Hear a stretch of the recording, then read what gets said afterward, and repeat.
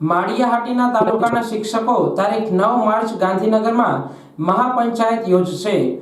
લોકસભાની ચૂંટણી પહેલા શિક્ષકોએ વિરોધ શરૂ કર્યો છે। સરકારની ગેરંટી પર કર્મચારીઓને વિશ્વાસ નથી, જેને લઈ માળિયાહાટીના શિક્ષકોએ ગાંધીનગર તરફ આગેકૂચ શરૂ કરતા રાજકીય માહોલ ગરમાયો છે।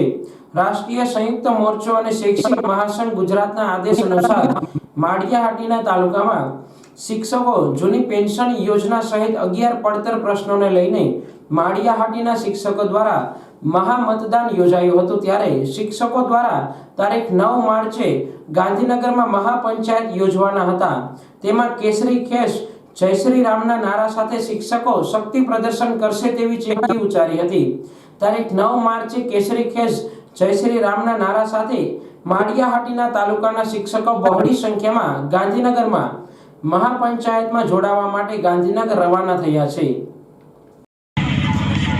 આજ રોજ અખિલ ભારતીય રાષ્ટ્રીય શૈક્ષિક મહાસંઘ અને સંયુક્ત મોરચો ઉપક્રમે 6 માર્ચે જે મહામતદાન કરેલ એમાં સરકારશ્રીને અલ્ટિમેટમ આપેલ કે જો 2 દિવસની અંદર અમારી માંગણીઓ સંતોષવામાં નહીં આવે, જૂની પેન્શન યોજનામાં આપવામાં નહીં આવે તો અમે 9મી માર્ચે 3 થી 5 મહાપંચાયત કરીશું। અને આજે અમે માળિયા તાલુકા શૈક્ષિક મહાસંઘ અને ઉત્કર્ષ મંડળ સાથે મળી અને માળિયા શિક્ષણ પરિવારના તમામ મિત્રો બહોળી સંખ્યામાં આજે અમે ગાંધીનગર માટે જવા માટે રવાના થયા છીએ।